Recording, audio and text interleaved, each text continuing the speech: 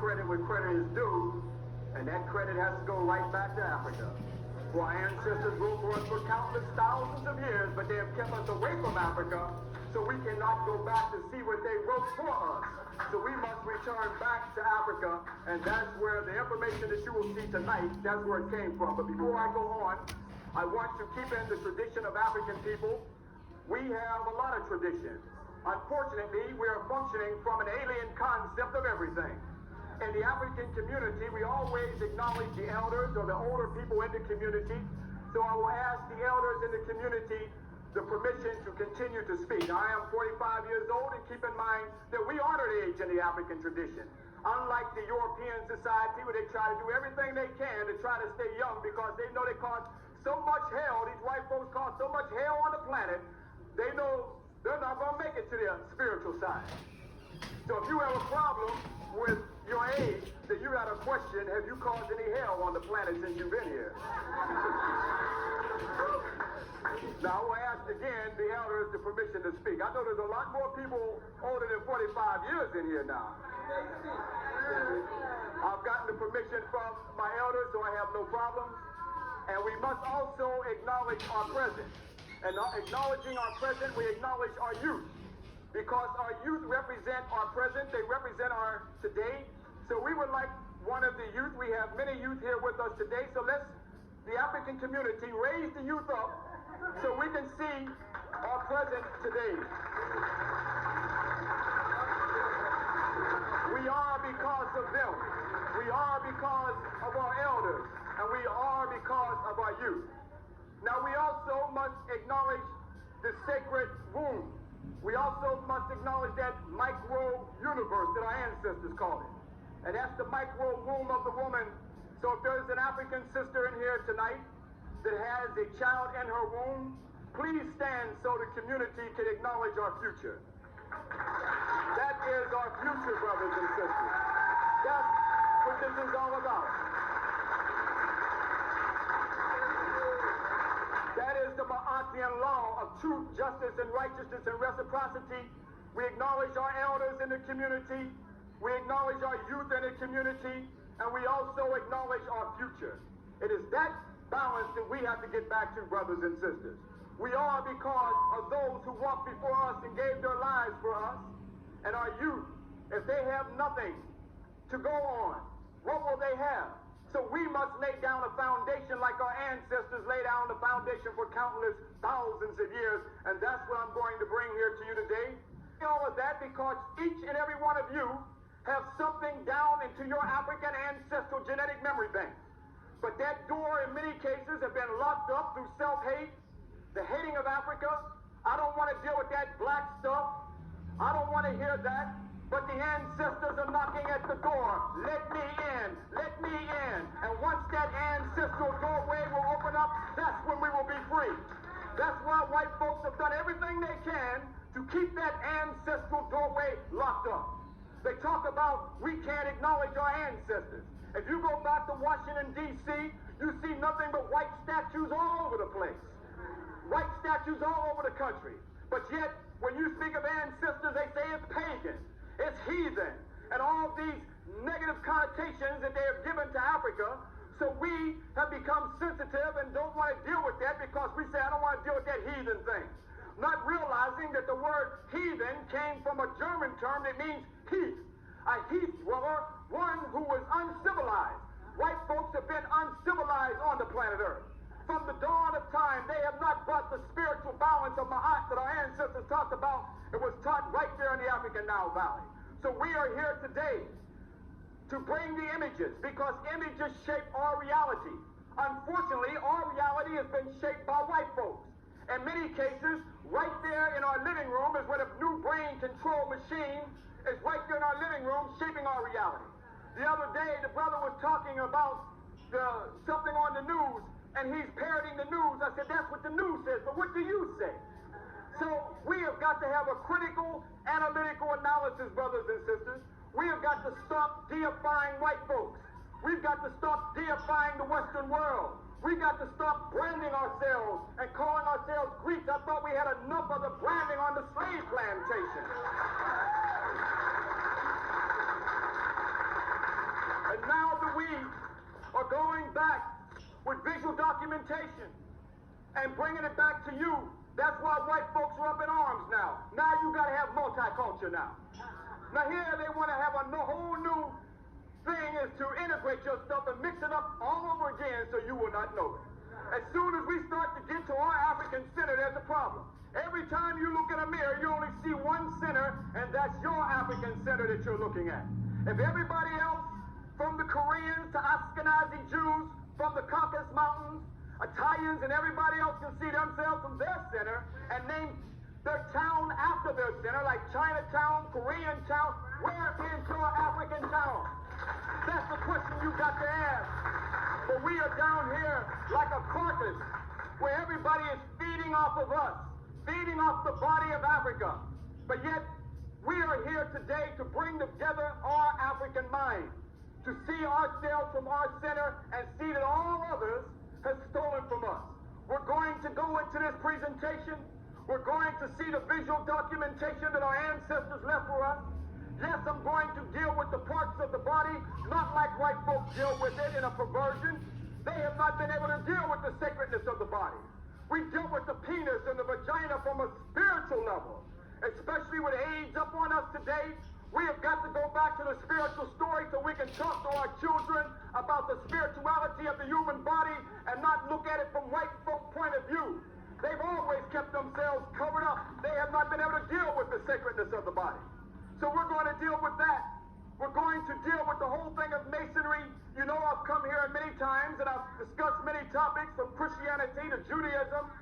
But many of us who are in Masonry talking about run around, I can't give up the secret. The secret is you are not allowed to know your own African knowledge. That was the secret. So no matter what field we're in, no matter what field you're in, you can go and see where your ancestors laid it down for countless thousands of years, and it's time for the emancipation of African people's mind now, and white folks are up in arms. They know that the ancestral spirit is coming out now. They know that we're going back. We're not going to France. We're not going to Greece, and we're not going to the land of our slave masters. Where our ancestors are calling us back home. All the hell that has happened to our mind, we should not be going back to Africa. But now we are going back because the doorway is opening up. So all I want you to do today, this evening, is have a critical, analytical analysis. In fact, I am comfortable enough to say up here, you shouldn't believe nothing I say up here. Seek it for yourself. Doesn't it say, seek and ye shall find? And once you find the truth, know that truth, because that truth will do what? Set you free, as our ancestors said, for you to know thyself. That's what we must do, brothers and sisters. So we want to open up so we can lay down a foundation for these children for tomorrow. Other brothers and sisters like Marcus Garvey, Harriet Tubman, Sojourner Truth, Yah Sasiwa, the Shanti Kingdom, Nefertari, and many others laid it down for us. So we also must continue the ancestral legacy so we can go forward in the future. So I want you to sit back and relax.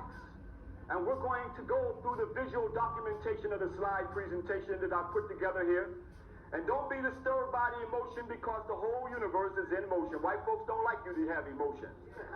They know that's our intuitive African side that naturally rises up. So we should naturally be in motion with this knowledge, brothers and sisters. And you may not know the brother and sister next to each other.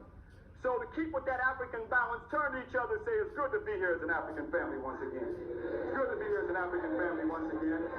Be here. Doesn't that feel good? That feels good. Elder. Be here, the African family once again. All right. Now you got to stop. You can just turn it into a social event.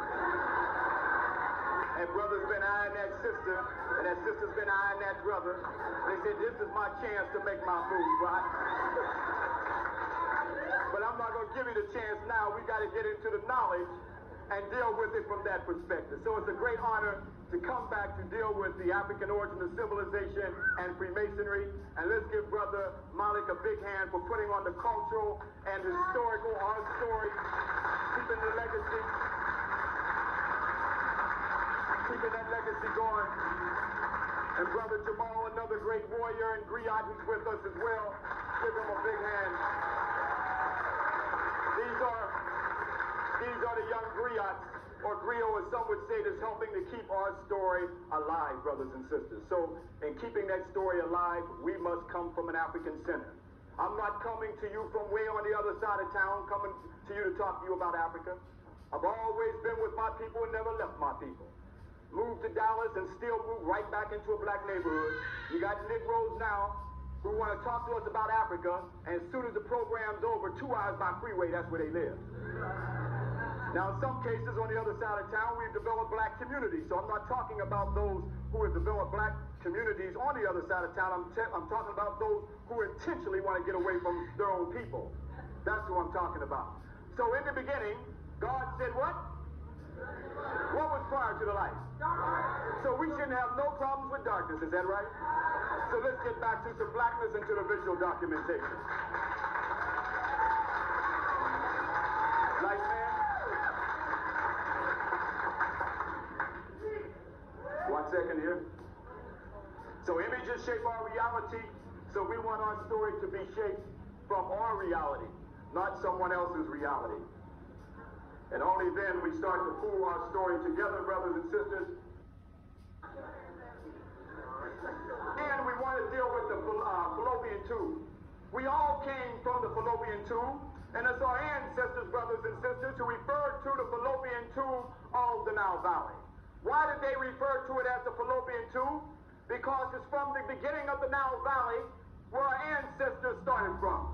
It's in the area of the Great Lakes region of Tanzania, Uganda, Kenya, Burundi, and also Rwanda, where you see the Great Lakes regions of Africa called Lake Nyanza, Rwanda, where you see the earliest monogenetic origin. What am I talking about when I say monogenetic origin? That means one origin that came up out of this fallopian tube of the Nile Valley, where our ancestors migrated down approximately 4,200 miles of the Nile. As here we reach the zenith of civilization in the land of Kemet, that they call Egypt today. Our ancestors migrated out all over the planet Earth, and early Brahmones who migrated into Europe long before there was any existence of Europeans. There we see the glaciation period of a cold period lasting thousands of years. A mutation effect that took place that created the Cro-Magnon man. But these are the early Africans that came up out of the fallopian tube, the little Twa who migrated to Asia, and also to the Americas. This is according to National Geographic. Look at this, brothers and sisters, and see if this was in fact a black planet. Let's go see the signs and the symbols of these early Grand Master Masons who used the science of observation of the neters, that is the nature today, to give us the various signs, the little Twa, showing right here on a lotus flower representing birth. Why is he representing birth on the lotus flower? Because they are the first people who gave birth to the world that came up out of the fallopian tube, brothers and sisters. That's why you see this may have been the first black power salute, showing that this at one time was an all-black planet at one time from these little Africans called Bes in Kemet and called the Twa in the interior of Africa. They left signs and symbols all over the planet Earth. We see that these little Twa, who were the first operative Masons, they are the ones you see in Asia. You see the little Twa, that they left their signs and symbols, but because of white supremacy, they have not been able to see the signs and symbols of the earliest pre-dynastic language system going back over 25,000 years. You always see them with their tongue sticking out. Let's see the little Twa represented as best in Egypt, representing birth, always with the tongue sticking out. Y'all want to be? Let's go on and see that the little Twa with the tongue sticking out, clearly telling us that they were the sea people. They left their symbols all over the planet Earth. Let's go to the Mayan calendar. Can't you see this symbol right here? This is the Mayan calendar. What do you see is the little Twa, who were the stellar people right in the center of the calendar. These are the signs and symbols. They left us all over the planet Earth, and this is on the Metallic star.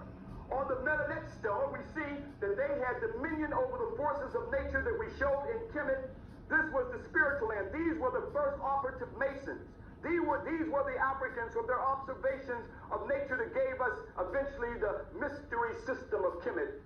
And mystery, by the way, I'll deal with that later, deals with the African spiritual system. But you see the Twa on top of their head of the Haru figure, showing that they had dominion over the forces of nature. This is what brought about the zoomorphic forms. We did not worship animals.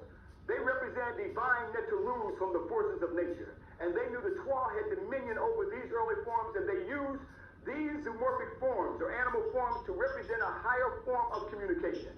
In fact, now we come into the land of the northeast corner. This is the northeast corner of Kemet, meaning black. Kemetah, meaning the black land. Kemetnu, meaning the black people. Here we see that from this early time, brothers and sisters, we find the oldest kingdom right here in the northeast corner. That early kingdom goes back to Taseti. Taseti is a time period that is called Land of the Bow. It goes back 26,000 years, and that's even documented by Oriole Institute in Chicago, Keith Steele and Bruce Williams. Now, let's look at this because we see that this is the earliest pre-dynastic development of dynastic Egypt. Another time period is called the Badarian Age. These are the early Africans who also gave us a writing system. But let's go into the Nile Valley. This is where we're going to spend our time in the northeast corner, where we received the light of the knowledge of the world and where the Western world got their light of the world from. Let's go after this because during the Badarian period, over 10,000 years, they gave us the earliest writing system. They gave us the first concept of God and goddess. And this matrilineal system of Africa, we said for there to be a god, it had to be a goddess, and for there to be a goddess, it had to be a god. They are the ones who gave us the concept of resurrecting to the perpendicular to the living king. Let's look at this stellar writing here, because those of us who are Masons know that the story of Hiram Abiff, which is around 900 years BC, who was raised to the living perpendicular, but that is on this stellar stone here of the early writing from the Badarian period. This symbol means best, okay, or mes, meaning birth, showing the resurrection of the king to the living perpendicular of 360 degrees, where he will take the ladder to become the Horus king. So this is long before some Hiram Abiff, where he was raised from the dead from the Grandmaster's Iron Paul that we'll get into later. But I'm showing you that long before Western Freemasonry or Hebrew Masonry or Jewish Masonry, this was from a pre-dynastic time of the living perpendicular. Let's go and look even further, brothers and sisters, to see that they gave us astrology, ancient cosmological science, from their observation of the celestial universe that corresponded to terrestrial forces, meaning that we were the first agricultural people and we had to map out the stars to know where the stars were at to plant the food. Agriculture goes back over 18,000 years in the Nile Valley. Even the Twa, who were the first stellar people, brothers and sisters, hear me now, they were the first stellar people who mapped out the stars and gave us the first stellar calendar. They still paint the stars on their face to this very day. They were the people, listen to me now, who were first deified as the first concept of a monotheistic concept of one God. They were deified as Ptah, who was the architect of the universe and no other than the Twa. So when a Mason talking about the architect of the universe, this was the original architect of the universe that you brilliantly displayed in the temples right there in Kemet, jet black. Why is he jet black? Because the key carbon for life in the universe is black. You must put the seed down into the blackness of the earth for life to come up. The stars are born from the macro womb of the universe. And the baby is born out of the macro darkness of the womb. So everything is coming out of blackness.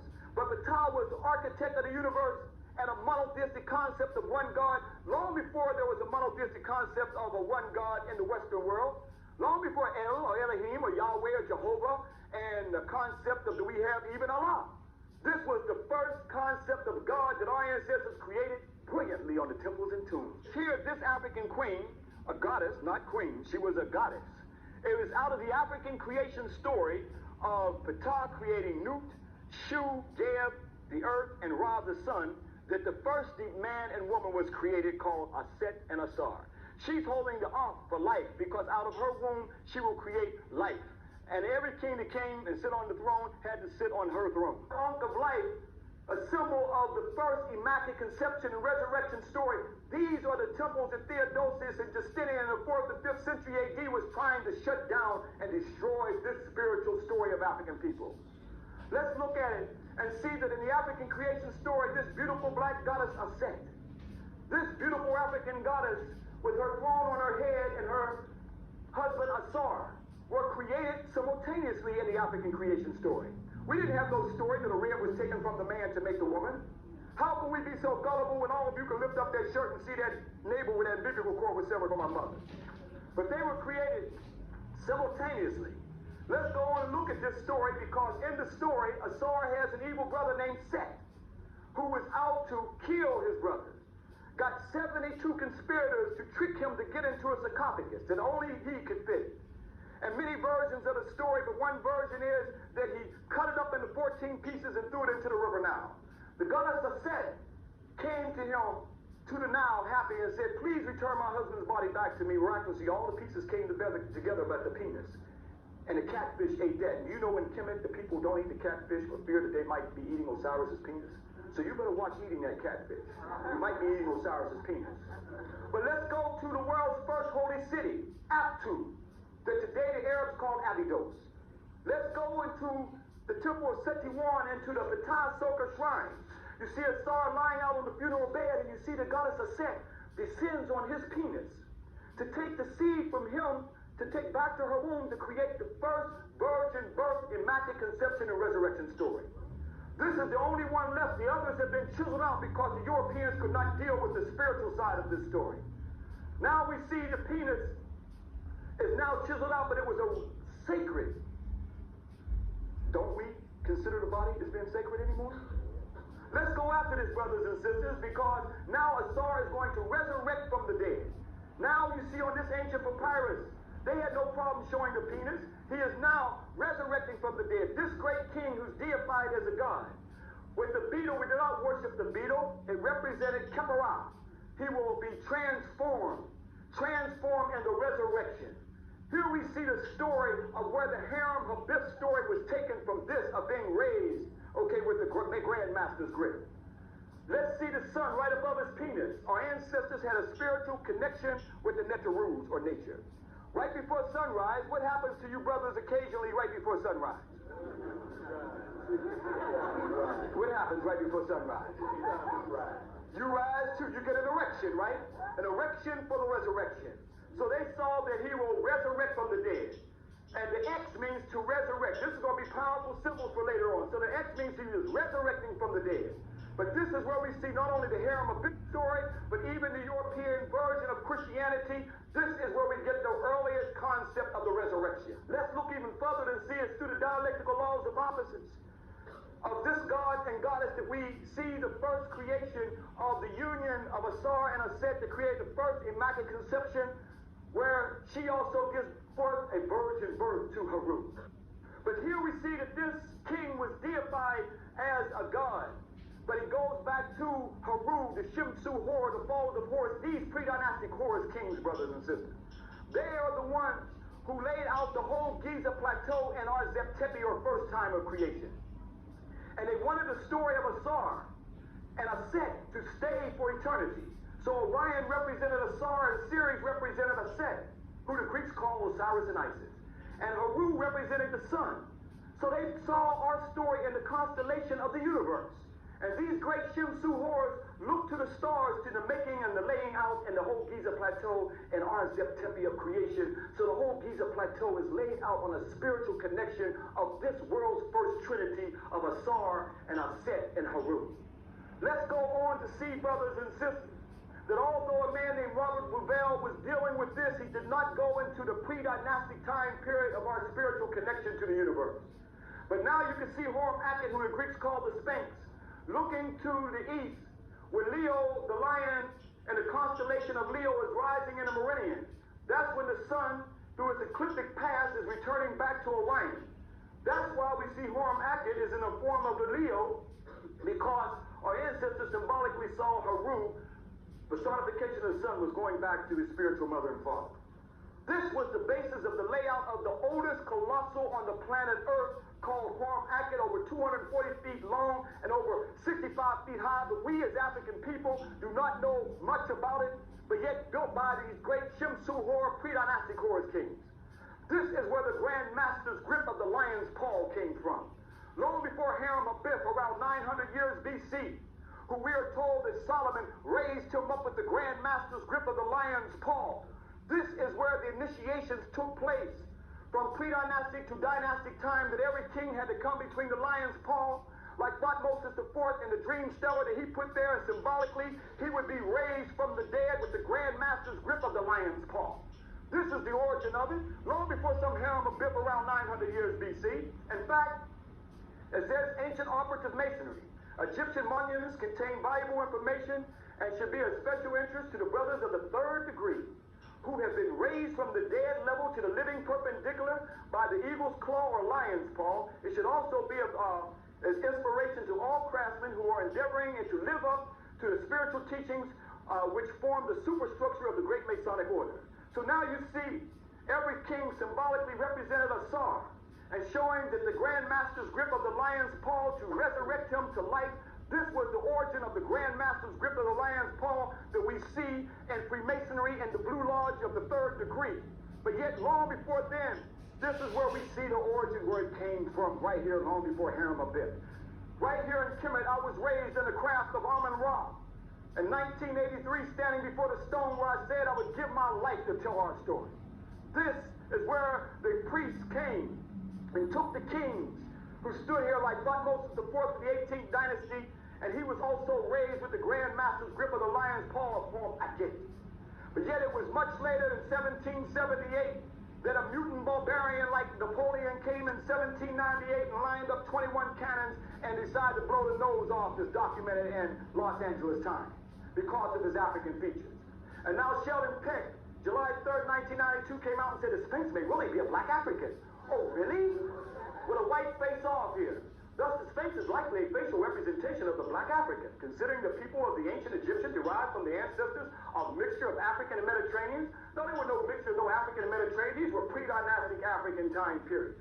But they go on to say facial soft tissue analysis of this fabled man lion would support a much earlier origin of the Sphinx when Africans, they say, may have dominated the region. No, they dominated the region because even a man named Count Boney, in his book called Ruins of the Empire, that Thomas Jefferson refused to be published in the United States, he made this statement because at that time Thomas Jefferson said we were 3/5 of a human being and inferior and had nothing to do with this. They were stealing us and the knowledge too. But Count Boney makes this statement, embarking upon a sojourn to Egypt in the year 1783, the slave trade was at its zenith, and he made a discovery about the African race that would forever change his outlook. All the inhabitants had bloated face, puffed up eyes, flat nose, and thick lips. I was attempting to attribute to the climate, but when I visited the Sphinx, his appearance gave me the key to the riddle. On seeing that head, typically Negro as they were using then, and all his features, I remembered the remarkable passage where Herodotus in the 5th century BC says, as for me, I judge the Chaldeans to be a colony of Egyptians, because like them, they are black with woolly hair. In other words, the ancient Egyptians were true Negroes of the same types of all native-born Africans. Just think that this race of black men today are slaves, and the object of our scorn is the very race to which we owe our arts, sciences, even the use of speech. Just imagine, finally, there's a missing people who would call themselves the greatest friends of liberty and humanity, that one has approved the most barbarious slavery and question whether black men have the same intelligence as whites. But yet we go on and look at this and see, sure, Count Boney was right, because you look at the prognosis jaw of these pre-dynastic Horus kings, and you can align them with the pre-dynastic Africans or line them with the Twa today, and show that they were the same people who migrated down to now and built this colossal right here. Let's go into now a time period called the Archaic period. The Archaic period that Marin Jehudi gave it 5,700 years BC, that many European Egyptologists could not deal with it and came up with 3,200 years BC. And I don't like to use the term Egyptology because that was started during the time of white supremacy. I like to do it as Dr. J would call it, Kemetology. But let's go on to see that this African, on his palette in Kemet, it shows him in a procession with his placenta to show that the placenta of his mother was from the royal African throne, and he's walking in that procession to show that he had the right to take the throne because Africa was a matrilineal system. This is the African who is known as a Simatawi. A Simatawi is the unifier of the land because he unified Kemet, because even during his time, Kemet was hit with invasions out of the desert. This is an African who started hydraulic engineering, but yet our children go to college and not one word is mentioned of this African who started hydraulic engineering. This is an African who set up a capital dedicated to the architect of the universe, Ptah, called Het Ka Ptah, the house of Ptah. that the Greeks took from that and made Egyptic Gus, where we get the name Egypt from. Let's look into even further and see that now we're into the Old Kingdom of the Third Dynastic period. We're talking around a time period around 2800 years BC. This Grand Master, Zoser Neterket, these are the African Grand Masters of civilization. No matter where you are in this room, he's looking at you because our ancestors believe the spirit shines through the eyes. His nose had been hacked out too, but he got the post-speech, the divine beard, and the nimbus crown of African people. But he commissioned a multi-genius Grand Vizier, architect, astronomer, physician, architect, Imhotep, to build him the greatest structure on the planet Earth and the world's first stone building in Saqqara, known as the Step Pyramid. Still, they can't even figure out how this first pyramid was built. And it was the first stone building above ground. But his father also built the first stone building under the ground. But let's look at this even further, brothers and sisters, to see, as you see the Step Pyramid almost 5,000 years ago, but yet we're going to Mount Moriah. Mason's going to Mount Moriah to see Solomon's temple, and they'll show you a field set used to be here. There's no used to be here. Here's the stone buildings of the Grand Masters right here. But yet, to show you what multiculture's doing to us, let's see how white folks have corrupted it. Now they're going to say, Museum of Jewish Heritage. And a Step Pyramid of our ants. There was no Jews here. Jews had nothing to do with this. That's why they try to make it a multicultural to destroy our story, because we are now going through the final emancipation of our mind now. Let's look at this now. It had nothing to do with no Jewish heritage. These are Ashkenazi Jews living in the Caucasus Mountains. Had nothing to do with that. Who were, according to this Josephus, who lived around 37 to 100 AD, these were the Hyksos who invaded our land that I deal with in my African history versus biblical myths. Another lecture for another time. And then they go on to say a living memorial to the Holocaust. Had nothing to do with that whatsoever. But the Grand Master that built this first stone building, Step Pyramid, was the Grand Master himself, this black man, Imhotep. This African right here. These are the Grand Masters that they don't want our children and our babies to know about. That's why we have to build our own schools for the emancipation of our future generations of our minds here. This is an African, long before some man named William Harvey knew the circulation of the blood, Imhotep knew the circulation of the blood. Long before some Eratosthenes, the Athenian, that they're telling our children, who gave us supposedly the circumference of the earth, the 25,000 miles of the circumference of the earth, Imhotep, who studied the winter solstice and the summer solstice, gave us the circumference of the earth almost 5,000 years ago, long before some Eratosthenes. This is an African who was a physician, long before some Hippocrates. But yet our children are told that Hippocrates was the first father of medicine. But yet Imhotep predated Hippocrates by over 2,000 years. These are the stories that they don't want us to know in the African Nile Valley, brothers and sisters. This Grand Master, astronomer, architect, Grand Vizier, High Priest, Karihel, Imhotep, this black man. Let's go on reading the sacred scroll sitting on the square. But yet if I was to take you back to the Pa'ank, or the House of Life, where the Western world gets its concept of hospital from, you would see that his head has been knocked off, so the world would not see this black man, who was the architect, Grand Vizier, Grand Master, long before the Western world had any Grand Masters, and still don't have none. This African black man, Imhotep, sitting on the square that we will deal with in just a few minutes. Scottish Rite Building in Los Angeles. Here they got Imhotep, didn't even bother to put his name, Asclepius, they put Imhotep, and even put Imhotep and Zoser. This is a Grand Master who built the world's first stone building, but brothers who are Mason know nothing about Imhotep. They can only tell us about Hiram-Abip, who built for Solomon. And Hiram-Abip is second to Imhotep and Zoser on this temple in the Scottish Rite Building in Los Angeles. Before Hiram-Abip and Solomon of 900 years BC, Imhotep goes back to 2,700 years BC. These were the first sons of light, whose knowledge was activated through the mind, that we must open up our mind. We are the ones who started this. These were the Grand Masters. Right here in the northeast corner, where the light of the world came right here. They crossed the burning sands to get the knowledge right from African people. In fact, going into the Pa'ank, or the House of Life, as you walked in, you see these cobras rising up. And Ra, the sun, called Ra-Harakte, was the key energy to activate something called the pineal gland to bring out spiritual consciousness. This is even where you get the medical association symbol from. As you see right here with the wings and the cobras rising up to activate the pineal gland to bring out spiritual consciousness, that you even see the African mystery system. The African spiritual mystery system is right there in the Bible. Genesis chapter 32, verse 30 and 31. And Jacob called the name of the place Peniel, for I have seen God face to face and my life is preserved. 31, and as he passed over Peniel, the sun, S-U-N, rose upon him and he halted upon his thigh. Meaning the sun rose upon him, hit him in his forehead, he halted upon his thigh. Where did it come from? Let's go back to King Tutankhamun shrine. Sun rising upon him, hits his pineal gland, he halts upon his thigh because he met God face to face. When you see it ends up right here in Genesis chapter 32, verse 31, and as he passed over Peniel, the sun rose upon him, he halted upon his thigh. Taken from your African ancestors' shrines right here.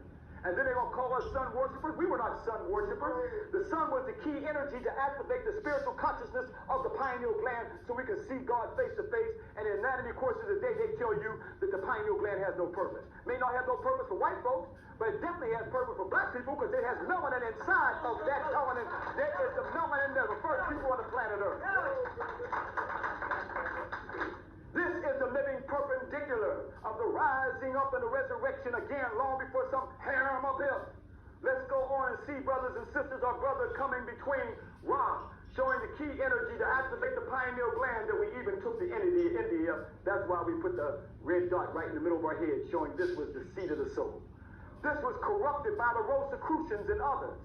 This is where you see they got the Shaktas rising up to activate the light of the mind of the pineal gland and 13 stars representing transformation and rebirth. And then they're going to give us little white angels in the angelical realm when in fact it was the pineal gland and the brain.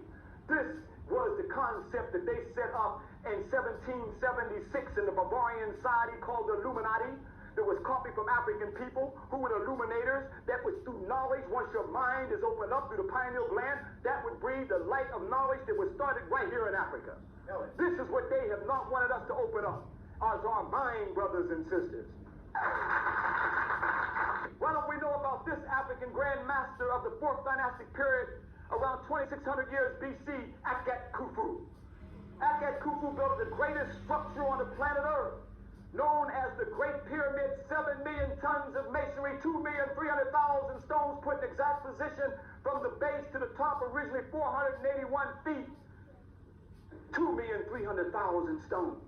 But yet those Gothic churches in Europe, all of them can fit comfortably down inside of the Great Pyramid. Take all the Gothic and medieval churches of Europe, still doesn't make up the masonry of the Great Pyramid. The pyramid was called Harakuti, the great light that the Greeks corrupted into pyramid, that means house of fire. Each equilateral plane representing air, earth, fire, and water, where Sultan Hassan came and tore off the white limestone to build buildings around Cairo. Even Herodotus in 450 BC, when he came in, he saw the white limestone that covered the pyramid. Built by this Grand Master right here named Khufu. But yet Masons talk about Harem Abiff. Why can't we talk about Khufu? Built the greatest structure still in our face today. You can't go to Mount Moriah and find no Solomon's temple there. But yet you see the Giza Plateau. You see the pyramids of Khufu, Khafra, Menkaure. No, I'm not saying the Greek names that they call Cheops, Shifrin, and Miscellaneous. I mean, listen to those names. But say Khufu. Now say Cheops. Now what's that sound like versus Khufu? Khufu was the Grand Master right here. But our ancestors, brothers and sisters, were building these pyramids on cosmic law. From the Zep-Tepi, the first time they knew what they were building, the blueprint was already there. This was the spiritual cosmic connection, because many Europeans couldn't figure out. They said, well, they were not Grandmaster builders, because if they were Grandmaster builders, why is it that Khufu and Khafra's pyramid is a perfect alignment and Menkaure's pyramid is off alignment? They didn't understand that this was a spiritual cosmic connection. The pyramids of Khufu, Khafra, and Menkaure corresponded to the 3 stars in Orion's belt called Al-Dalam, Al-Natek, and Nemteka. This was the purpose. This was the spiritual connection that our ancestors had with the spiritual universe, brothers and sisters. These pyramids were built with cosmic laws, brothers and sisters, connecting heaven and earth. This is what's locked up in our genetic memory bank. This is what is here. Let's look at this now and see that our ancestors was on a spiritual cosmic connection What did Orion represent? What was the spiritual connection with this cosmic spiritual connection that our ancestors saw in our Zeptepia the first time? Here they saw in the Tahuti text. And the Tahuti text, it says that Tahuti told the student Greek Asclepius that Egypt was in the image of heaven. Here our ancestors said that Orion represented a star. The 7 stars in Orion represented a star, because the star was the great king that every king wanted to become one with, to be born again, and to the resurrection and to the new life. So we were building heaven on earth, brothers and sisters. This was the spiritual connection that our ancestors were at, connecting the celestial and the terrestrial universe. This was building heaven on earth. That's documented and validated on Amenhotep III's pyramid of the 12th dynastic period. The capstone is in the Cairo Museum, as you see Orion right here.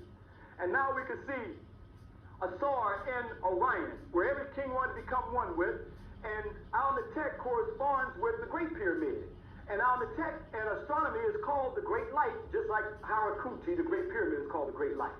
But here our ancestors saw this. It says in the Tahuti text that Asar said he will build his kingdom on earth as it is in heaven.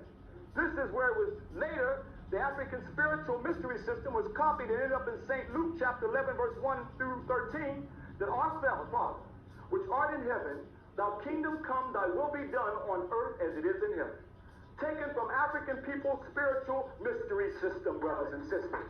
Now, this is African people's sacred knowledge and our sacred wisdom, still all around us, but is locked up and we're unlocking the key. But yet, we find it in Amos chapter 5, verse 8. It says, seeketh him that maketh the 7 stars in Orion. Seeketh him that maketh the 7 stars of Orion, with no other than a star that you see 1, 2, 3, 4, 5, 6, 7, the 7 stars in Orion. That's where we get Amos chapter 5, verse 8. Seeketh him that maketh the 7 stars of Orion. This is where it goes back to. This is our sacred knowledge, where every king wanted to be one with a star because he symbolically was born again. They knew that then. That becoming one with Orion, you would be born again. But guess what? National Geographic came out. Orion, where stars were born. National Geographic Society, the heavens, star birth, and Orion's nebula.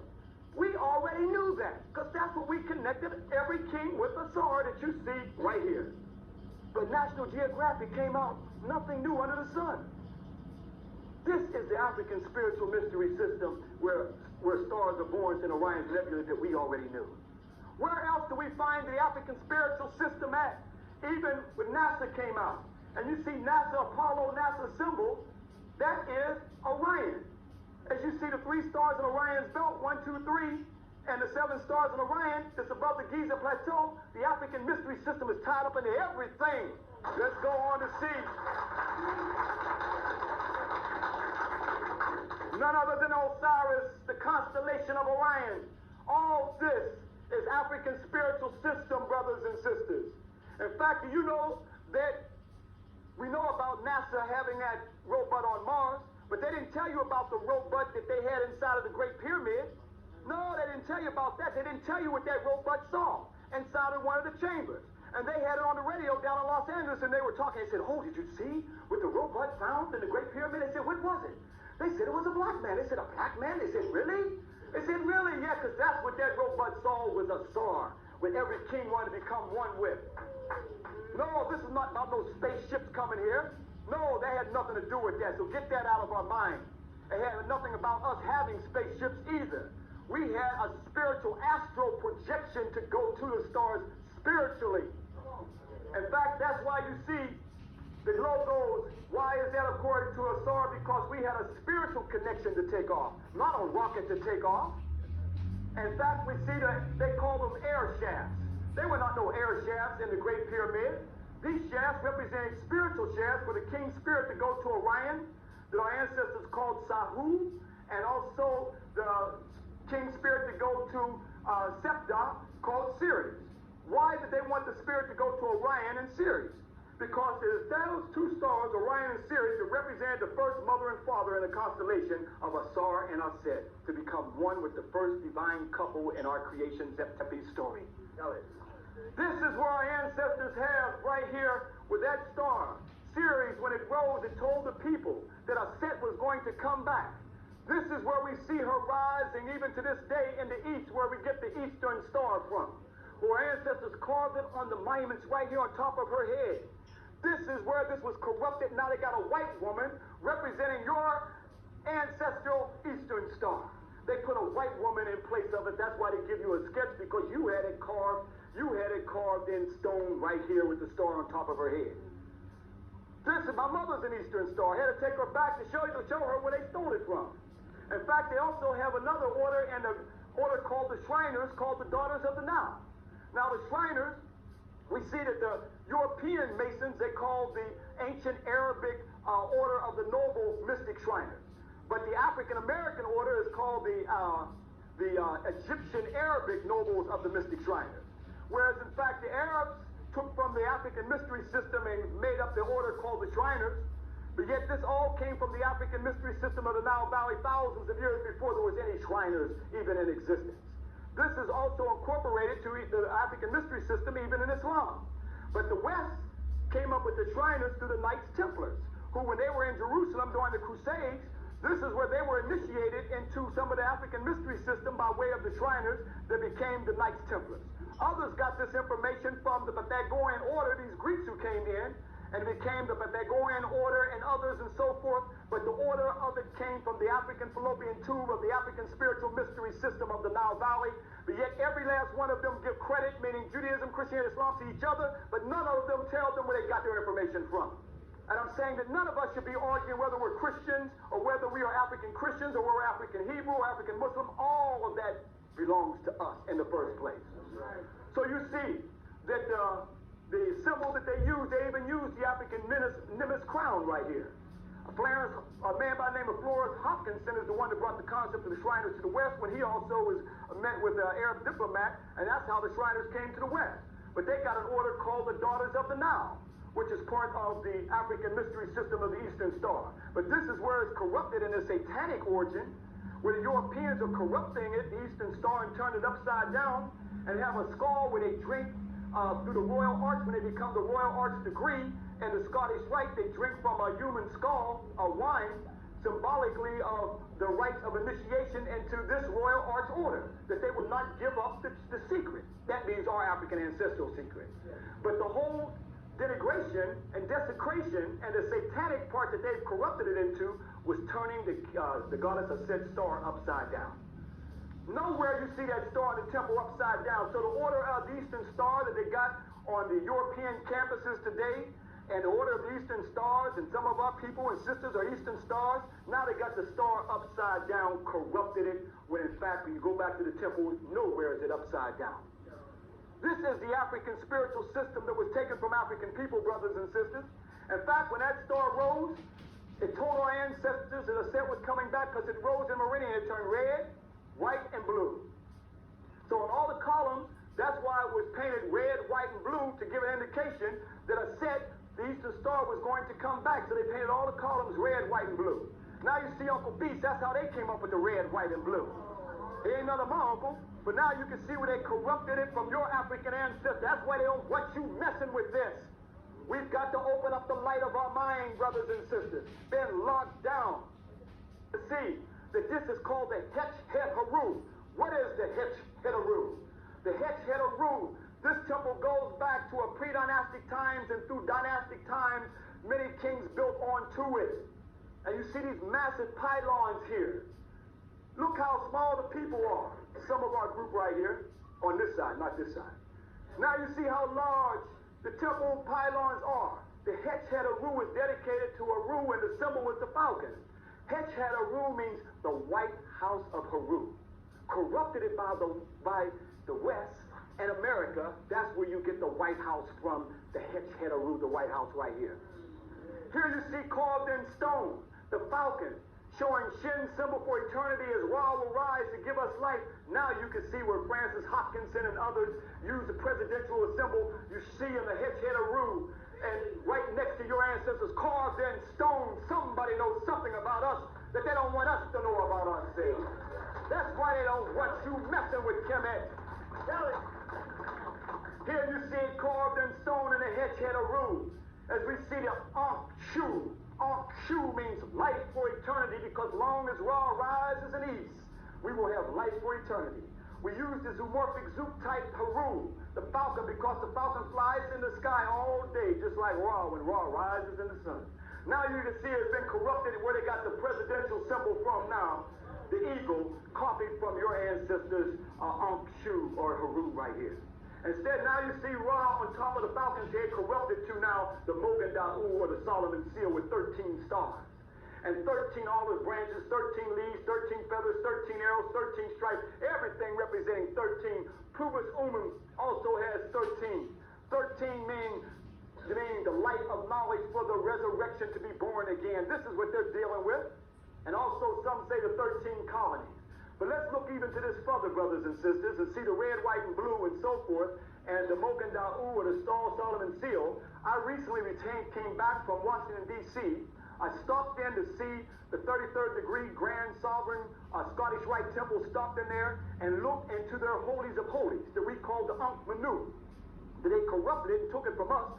But I looked into their holies of holies, and what did they have in red, white, and blue? They had Isis, the Greek name for Set, and they also have Osiris, the Greek name Osiris, the African name Asar, and the Greek name Isis that we call Set. Here you see in red, white, and blue who they're giving homage to. In red, white, and blue, inside of their 33rd degree Grand Sovereign Temple in Washington, 16th Street in Washington, D.C. This is in their holies of holies.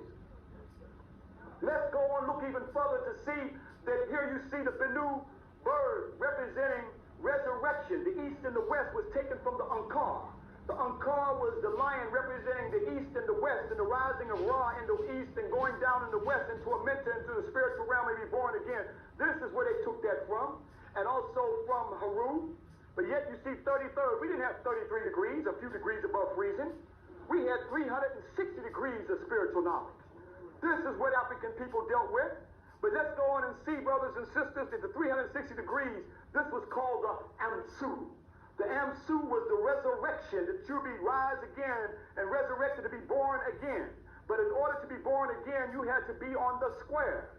And to be on the square, you had to be in the position of the square representing morality, and also the compass representing spirituality.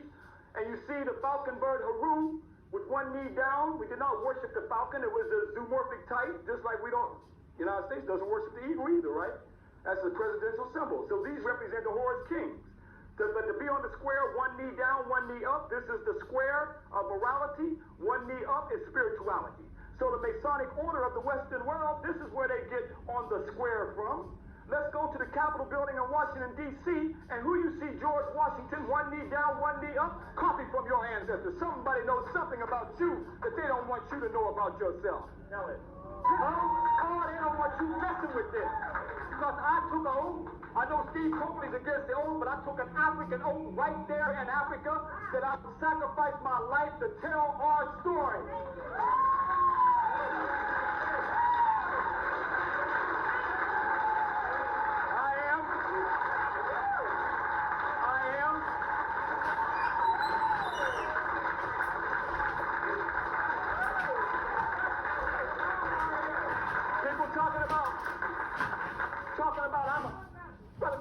Ask me, oh, you're traveling, man. Yes, I've been traveling for 18 years to these. How long you been traveling? Travel back to Africa. That's the true travel. And see it. I was sitting in the Cairo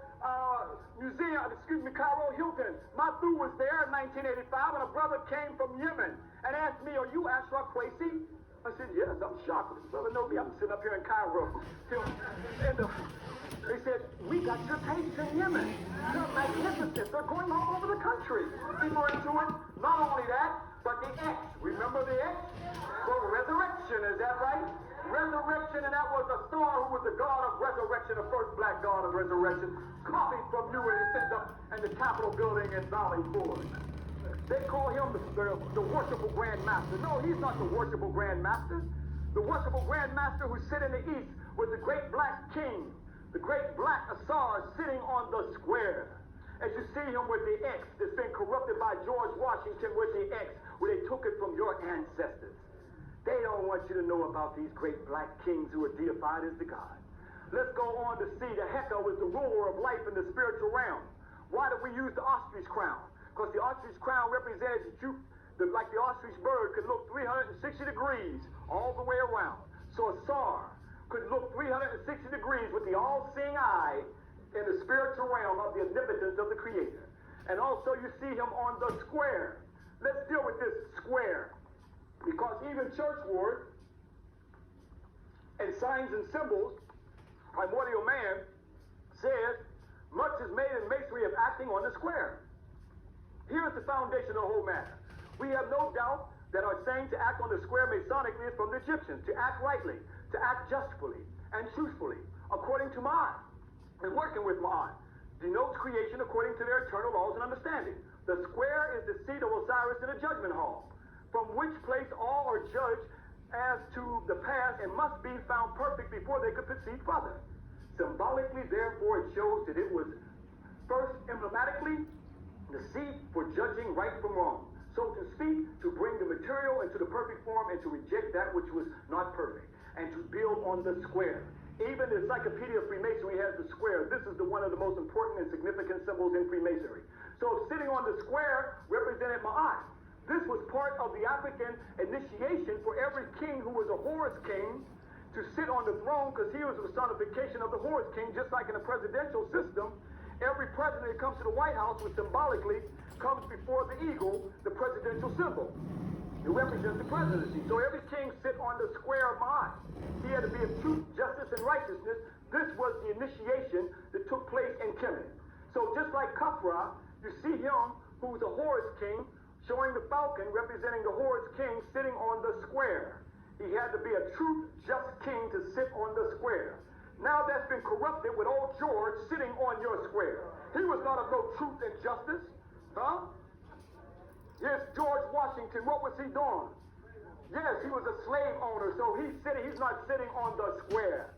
He did not have no truth, justice, and righteousness. He's trying to copy, as you see him with the lotus symbol behind the square, but he's copying from the African Grand Master builders like Ursa, Ma'at, Ra, Septepen, Ra, Ramesu, Murray, Amen. Little practice, you can say it too. Not no Ramses II, but yet they was taken from Ramesu. That was the Grand Master of the 19th dynasty sitting on the square of Ma'at, of true justice, because he was a just king that ruled. And no story, nowhere did he start no slavery, which I deal with in another lecture. Hopefully we can do it another time. But yet we go on to see that in Psalms chapter 89, we see the African spiritual mystery system. Book 14, justice and judgment are the habitation of thy throne. Justice and judgment was Ma'at, sitting on the throne of the square that every king had to sit on, as you see her with her feather. This African goddess right here sitting on the square. But the judgment took place with her husband, Tahuti, who also sit on the square. The union of the two of them represented the judgment and the Nekasine.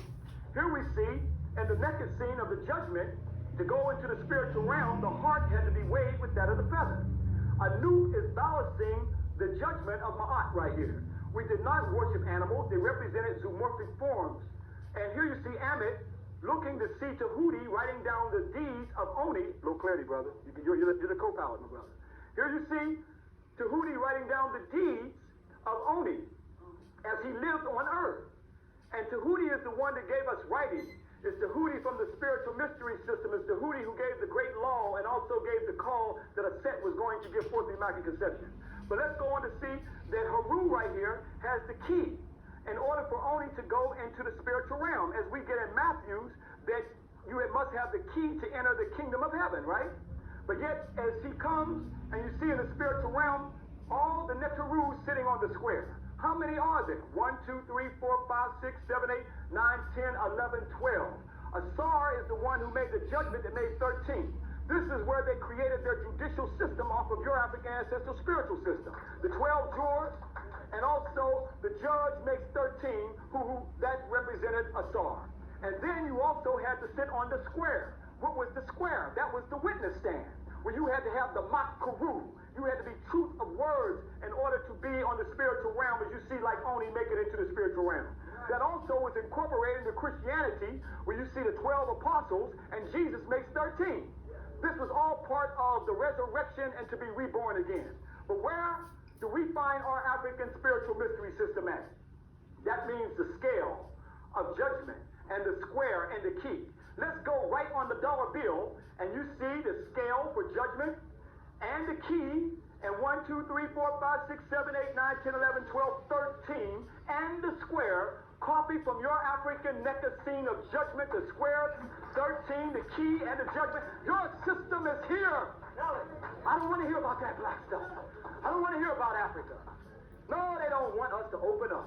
They're trying to suppress this knowledge, because what happens when you unlock the key, unlock the Western Masonic order, and enter the secret of your ancestral sacred knowledge, brothers and sisters? That is the key. And brothers talk about, I got the secret. You ain't got no secret. The secret is your African ancestral knowledge that you see right here.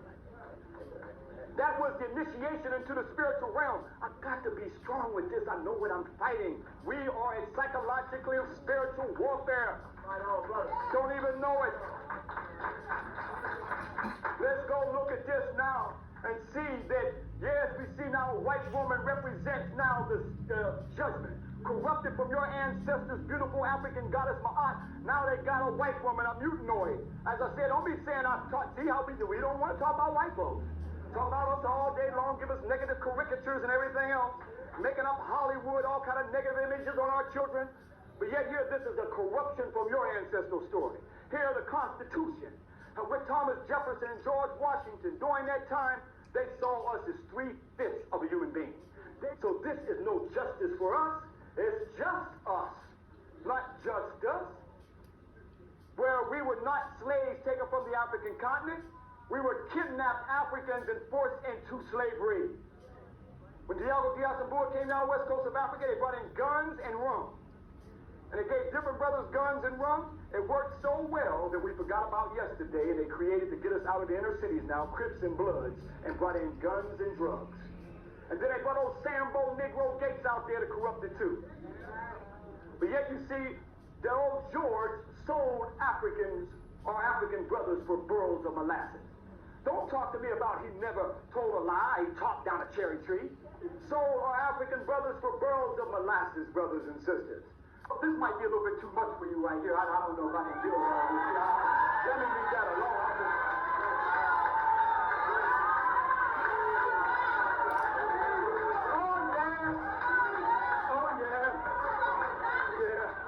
Images shape our reality.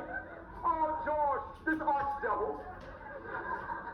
Oh, George, why is his profile fitting that of the oldest African colossal on the planet Earth, built by those African horse kings because they wanted to align themselves with the African civilization, which was the oldest civilization on the planet Earth, that's represented by your African ancestral colossal of Palm Aked.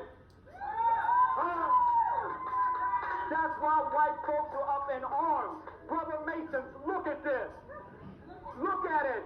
Oh, yes, we're having psychological warfare here today. We're going to be Africans when we walk out of here. Let's go on, brothers and sisters. And see, they don't want you talking about this. If we were to go to the Masonry Encyclopedia by Albert Mackey, who's respected for writing Freemasonry Encyclopedia, they knew we were Africans of the Nile Valley. They knew where they were getting the knowledge from because their secret order, they call it the African Architect Order. According to Freemasonry by Albert G. Mackey, the African Architect Order, it says here, that sometimes called the African Builders in French and German. Of all the new sects of modern degrees of Freemasonry, which sprung up on the continent of Europe during the 18th century, there was none which for the time maintained so high an intellectual position as the Order of the African Architects. They know who we were. The secret order was African. That's why they did not want you messing with African. They had to create the inferiority complex to make us hate Africa. Knowing that the secret order of African architect was taken from African people. So, when you go and see the African architect of the present-day Masons, like in St. Louis, here you can see they got the step pyramid from Saqqara of the African Architect Masons, as they said in their Freemasonry magazine. Let's go after this, even the lotus columns and everything. Even if you were to go inside of white folks' Western Freemasonry, here they talk about the first degree, second degree, third degree of entering apprentice, and the third degree is the Blue Lodge, and the Blue Lodge is supposed to be the Grand Master. How can you be a Grand Master in the third degree? Our ancestors said you went to school for 40 years to become a son of light, of 360 degrees of a Grand Master. And now they're going to say third degree, and then they're going to have all these white folks on here. Imhotep's not on here. You got the Scottish Rite Order, and then also the York Rite Order, and the Scottish Rite, York Rite, and the Royal Arch Rite and Knights Templar make up what they call the 33rd degree. But nothing is on here about Imhotep, Amenhotep, the son of Hapu, May, Penra, African Grand Masters who lived thousands of years before white folks' Western Freemasonry. But at the same time, the daughters of the Nile and the Shriners, they use everything of Africa to make up their structure of Freemasonry, but don't give credit to where they stole it from.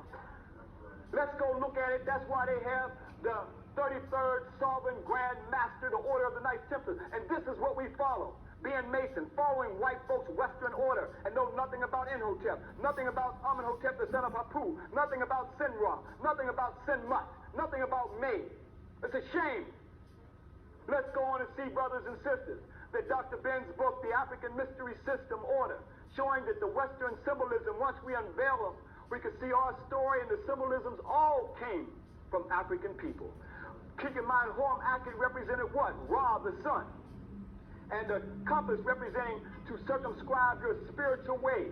But now we are told, and Masons are told, and black Masons who know nothing about this, now they get a white god for the architect of the universe. Here's the white god that they worship as the architect of the universe, and I showed you Ptah. Long before white folks in their Western Freemasonry and some white god represented as the architect of the universe.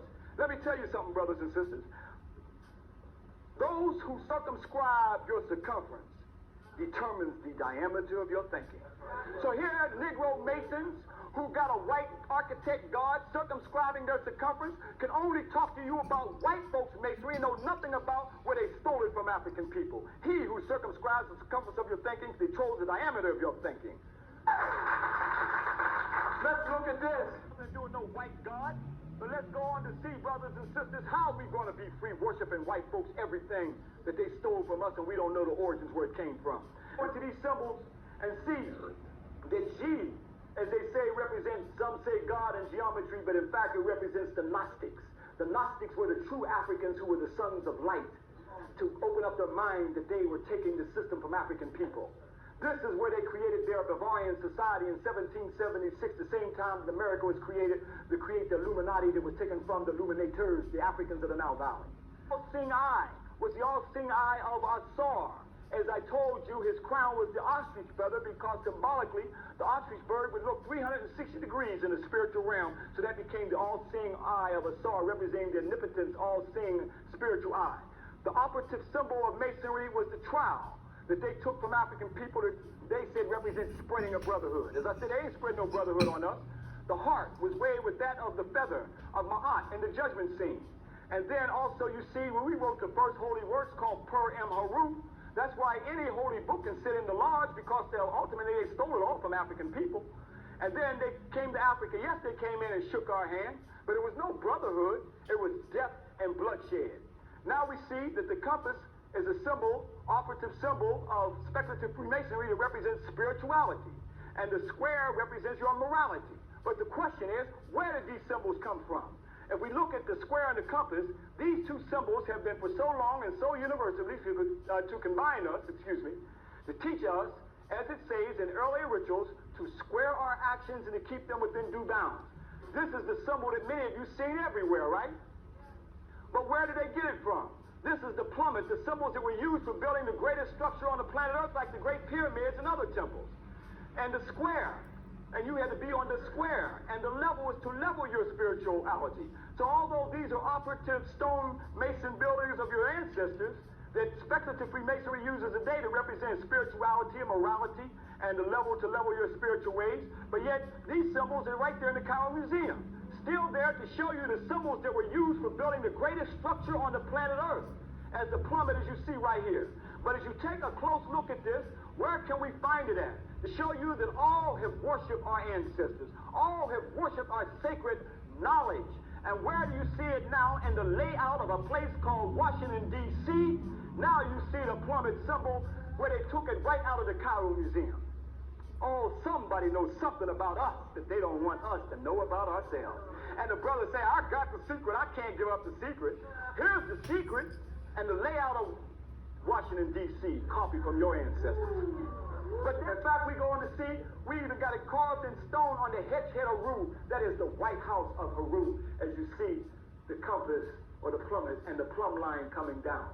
Let's go an aerial view of Washington, D.C. now. Washington, D.C., and the plumb line now becomes the Washington Monument. But you got it carved in stone over 3,000 years ago.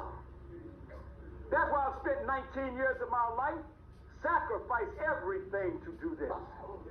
Let's go on to see, brothers and sisters, even clearly now you can see Washington, D.C., copy from your ancestors, another look. But let's go even further and see that, yes, I was one in a million in Washington, D.C. In fact, let's keep in mind it was Africans who built the Capitol building. In fact, can you imagine if I showed a little piece of this on that day? Brothers may have tore that Capitol building down. After all, we built the damn thing. But let's go and understand that we were standing right inside of our own African ancestral symbol, but let's not forget that what else took place at that moment. Here, the mall and the area around the White House became the principal slave market, while untold numbers of chain Africans were marched down Pennsylvania Avenue, South Capitol slave pen and auction blocks spilled into the backyard of the White House and rang the Smithsonian on the mall. So here you see this was the biggest auction block in America, where they marched us down the U.S. Capitol building, Pennsylvania Avenue, down to the White House, and Smithsonian Mall was the biggest auction block right here. And the brothers with the chain and the ball. That's why in our psyche, when slavery did to us, you see the brother always walking like this. You think he's cool. That's in our psyche. We're still dragging that ball. That chain ball is still dragging it. That's what it came back to. Open up our minds. Still dragging that ball psychologically. Even an elephant, you can take an elephant and pin him down after so many years. He can pull that peg up out of the ground, but in his psyche, he can't do it because he's been pinned down to the ground. Same thing with the brother. He's still dragging that slave ball, thinking he's cool. But he ain't cool. His mind is enslaved. Huh?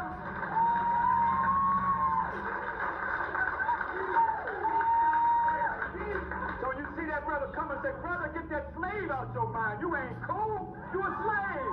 Still dragging that ball psychologically. We the elephant of the Grand Master Builders and can't even pull the knowledge up now. It belongs to us. Let's go on even further and see, let's not forget this black man, Grand Master Benjamin Banneker. He didn't help design Washington, D.C. He designed it because the Frenchmen went back to France. Benjamin Banneker won respect from his contemporaries, from his work in mathematics, engineering, and astronomy. I mean, this was the Grand Master Imhotep in his day. That sable, no, call him what it is, that black genius, busied himself in the pursuit of knowledge on the subjects ranging from the movement of the planets and the life cycle in the 7-year circuit. The Benjamin's Almanac was one of the nation's most popular of the testimony signed by 11 white spouse for a work done by a black man whose father came from Africa. So George Washington got a black man, Grand Master, who knew his African ancestral knowledge to lay out Washington, D.C. But at the same time, we see the Prince Hall Masons, they wouldn't give them a charter. In fact, they shouldn't even ask for George Washington for no charter, because this goes back much further than George Washington and also England 1770 tea house masonry as well. But yet we respect Prince Hall for calling it the African Lodge. He at least gave us a hint to go back to. In the 1700s, he was saying African, but yet we were not free and accepted Masons, because we were not free and accepted because George Washington didn't accept them. And they couldn't go running around the South without getting kidnapped, and even in the North, and say they were free and accepted because they just grabbed the brother up and put him right on the slave plantation. But yet at the same time, it says the Prince Hall Grand Lodge, Masonic Lodge, named for the Prince, Reverend Prince Hall, founder of Freemasonry among the African Americans. The first Grand Master of the African Masonry was Absalom Jones, organizer in 1797 of the Philadelphia's first lodge of the African Lodge of the Freemasons. But yet, If you were to go to the Encyclopedia of Freemasonry, it says that the Negro Masonry, there are Negro Grand Lodges in most states of America, but they are not recognized by the other Grand Obediences. They are all indifferently illegal in the opinion of the American Masonic jurisdiction. No, the white folks' Masonry is illegal because they stole it from African people. In fact, it says the Masonic yearbook so far, as America is concerned, there is evidence that the 14 Negroes, among whom was Prince Hall, were made Masons on March 6, 1775 in the military lodge of the British Army at Boston, because old George wouldn't give them a charter. They applied subsequently for the warrant to England and received it in 1787, being constituted as the African Lodge, number 429, located at Boston. The next event in history with which I am acquainted is that it was struck off the Royal Grand Lodges at the beginning of the 19th century. Having ceased to make this return for a very long time, it had either passed into abeyance or so passed subsequently. In the course of time, it reported a revival in England, but obtained no recognition. And in 1827, it proclaimed independence and reconstituted sued as the Prince Hall Lodge. And then it issued a warrant in all Negro lodges in the United States. But they originally did not even look at them today as being illegal. Well, they are the illegal ones, but I love this African Grand Master Mason right here, Black Square and Compass, Martin R. Delaney. They called him that militant Master Mason. In a minute, Martin R. Delaney, an author, physician, and leader before the Civil War. He was at Imhotep during his time. These are black men who opened up their ancestral genetic memory bank and knew that they were the Imhotep. It is here that the black nationalist philosophy of Martin R. Delaney is best seen. He writes that the Ethiopians are the leading race of mankind, with the Egyptians as a branch of that race, and further suggests the black origin of Freemasonry. But to deny to black men the privilege of Masonry is to deny to a child the lineage of his own parentage, from which sprang Masonry but from Ethiopia and Egypt. I like this what he said. He awoke every morning thankful, he said, that God had made him a black man. All right. That's a true black man right there. Yeah. We need to wake every day and thank God that made us a black man or woman. He also advocated violence to hold the slave catchers. But the key, yes, he did too. He was not non-violent. They committed violence on us. We are spiritual people, African people. We don't commit aggression on no one. But yet we walk with our left foot forward because we must trample down evil for our heart to go forward, brothers and sisters. So we must also, if you put your hands on us and disrespect us, we sure going to disrespect you. It's about respect, not trying to love everybody. Now, we have time to go into the next carousel. All right, if you want to take this.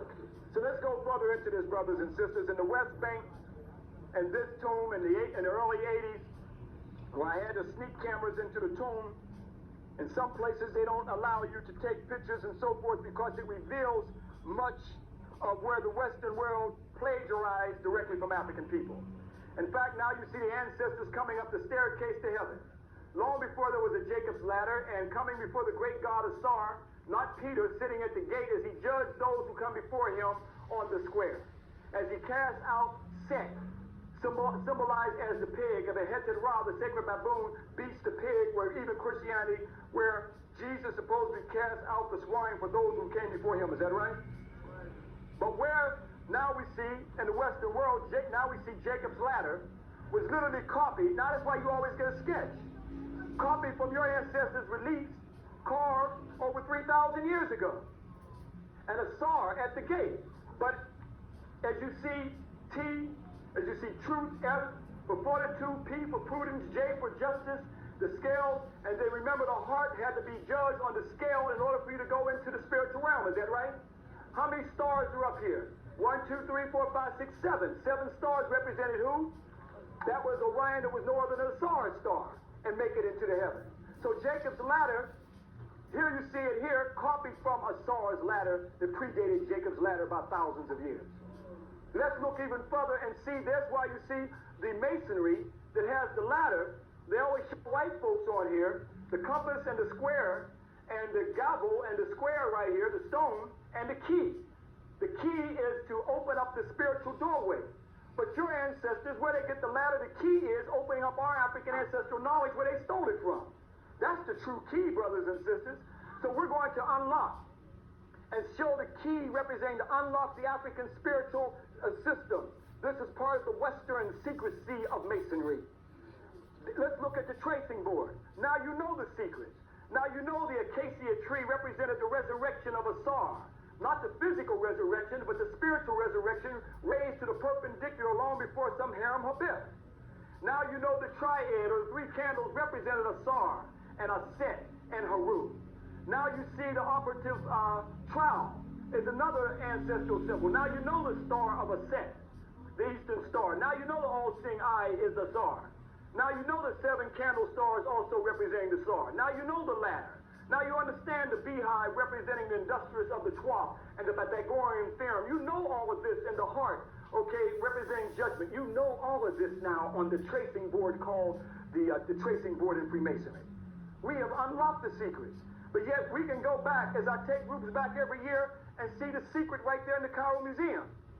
Now you see the trowel where the Western Freemasonry, speculative Freemasonry got the trowel from. Now you see the level of the plummet here. Yep. So here you see the gavel, a symbol that was used for the building of the Great Pyramid. Now let's look at this further, brothers and sisters, because in the Encyclopedia of Freemasonry, they called this the harem gavel. The gavel, when wielded by the master of the lodge, is sometimes called harem because as the workmen at the temple were controlled and directed by harems, the chief builder, so the master preserved the order in the lodge by the proper use of the gavel, the wooden hammer used by operative masons to set the stones in their proper position. It is a speculative masonry, a symbol in the third degree of the blue lodge of the third degree of masonry, reminding us of the depth of the builder of the temple, which is said to have been affected by this instrument. That means Haram was supposed to be hit with that instrument as he was killed, and where Solomon supposedly raised him with the Grand Master's grip when they copied it from Africa. But that had nothing to do with no Haram gavel. Let's go back to the Cairo Museum. That was the operative Grand Master builders of Kemet that used these symbols for building the Step Pyramid, First Stone Building, the Great Pyramid, and many other temples. Long before Harem of Biff was 900 years BC, these symbols were using to building the Step Pyramid almost 5,000 years ago.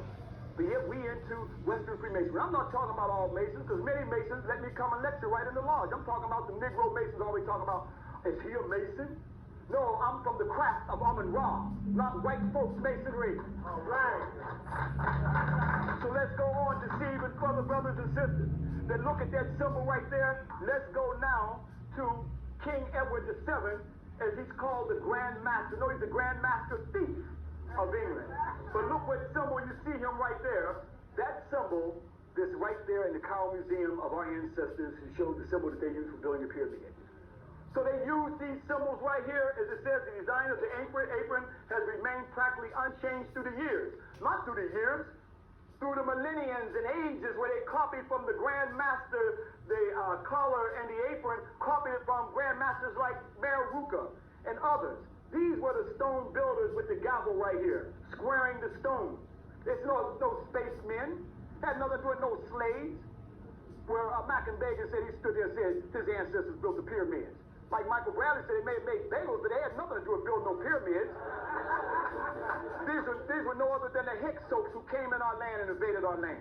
Had nothing to do with no spacemen. These were the Grand Masters wielding the gavel that you see right here from this model where it ends up in European Western Freemasonry, and he calls himself the Grand Master. No, these are the Grand Masters, operative stone squares, showing that this was the stone that squared off the pyramids. These were the Grand Masters. But yet, where do we find it at today? Can we look even further to see the squaring of the stone with the gavel? You know this guy very well. George Washington with the gavel and the squaring of the stone. Copied from your African ancestors model right here in the Cairo Museum. That's why the Egyptians had to be white. Their whole secret society was based off of this, with a cornerstone for the building of the pyramid now in Western Freemasonry. Many Negro Masons worshiping George Washington, a thief we stole directly from African people. And see even further to see that this is where George Washington is laying the cornerstone for building of the Capitol building. In fact, at one time, before they hung that square there, you know who they hung there? They hung us inside that triad. That's who they hung inside that triad, because they didn't see us as no brethren of theirs. The white Masons hung us, and we run around parroting white folks. This is what they did to us inside of the triad. These are white Masons. This happened right here in St. Louis. That's right, it sure did, brother. That's right. We running around here parroting white folks. And they hung us right here in front of the triad, and these Negroes think these are their brethren. These are not their brethren. These are the beasts, the enemy of our people. These, he needs worshiping them. Hey, he has no idea that the true sons of light came from the grand masters like Meruka. Get to the mastaba, you can see where he's walking with his left foot forward. Why? To trample down evil so the heart can go forward, because evil will always be in our way to block our door. But look at him. You see him with the collar and the apron, because he was truly the grand master of his time. Now you can understand where George Washington with his left foot forward, the apron and the collar is all coming from you, brother Mason. Coming from you. But yet you know the secret. Tell me about Meruka then. Tell me about Imhotep. Tell me about Amenhotep, son of Aku. Tell me about May. Don't talk to me about no harem or Beth. We had this thousands of years of knowledge, brother Mason. I don't mean nothing disrespect, but we must open up to who we are, unless we stay eternal slaves. Let's go on and look at this. You see it with the trial, the spreading of brotherhood. They didn't spread no brotherhood on us. They spread slavery and death and bloodshed and genocide on us. So how can we align ourselves with Masons of Europe, Masons of America? Let's go back to the craft of Amun-Ra. Let's go back to the Grand Masters who taught for thousands of years. May the ancestors speak through me so I can speak to you.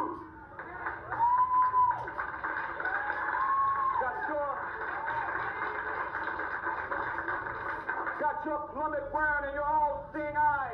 All it is. Your all-seeing spiritual eye. Let's go on and look at this even further. They still have their initiation in the Western secret society with the left foot forward. Okay, showing walk to trample down evil for the heart to go forward. This is their military training, left, right, training the Marines in initiation into the secret society based off of your stuff. Look at this. This is the whole secret society right here. This is the secret, your ancestral knowledge. Training them right here, everything going back to African people, and these are the thieves of your knowledge of the African spiritual mystery system that they do not want you to open up to. And unfortunately, these Negroes don't know nothing about this. They don't know about Imhotep. They can't tell you about Khufu and Anku. They can't tell you about Ursa-Ma'at, Ra-Tep and Ra. They can't tell you about none of the grand masters like Meruka that you saw right here as we go all the way back to this grand master who is left foot forward. Although they wear all the regalia from with white folks, mimicking with white folks and say they got the secret. I'm revealing the secret is our African ancestral knowledge. That's the secret. This Negro Mason's parroting everything white folks don't know where the order came from. Ask the brother, you know Imhotep? Well, I've never heard of him. Who's that? But let's go even further, brothers and sisters. But yet they don't put Solomon Temple on the dollar bill. Francis Hopkinson used the Great Pyramid to put on the dollar bill. So why would they want to go back to Mount Moriah to look at a field when you look on a dollar bill and see the secret knowledge right there in the dollar bill? And they use that symbol representing annuit, the endless amount, as the last poets would say, has been stolen over the years. Coeptus, yes, is the new empire, as the last poets would say, of vampire millionaires. Novus Seduciclorium, New World Order. Noah's destruction of the world order through their imperialist conquest. How you think we got here? 1776 is when they had started their Order of America, the same time the Bavarian Society with Adam Weishaupt started their Illuminati based off of the Sons of Light and Kemet's sacred knowledge. That's why you got the capstone is illuminated with the all-seeing eye to illuminate the knowledge, because Illuminati came from illuminators. That means to illuminate the mind through knowledge of the spiritual African sacred knowledge system. So now you see these are the true grand masters. As you see, Amenhotep the third pyramid, the black capstone that has Orion on it that I show groups every year. Nemaat Ra Amenehet III of the 12th dynastic period over 4,000 years ago with the all-seeing eyes, and Ra Harakte, the spiritual energy rising up once Ra activates the pineal gland, symbolizes the black capstone, the seat of the soul, the black melanin. These were the true sons of light that they based their Illuminati from.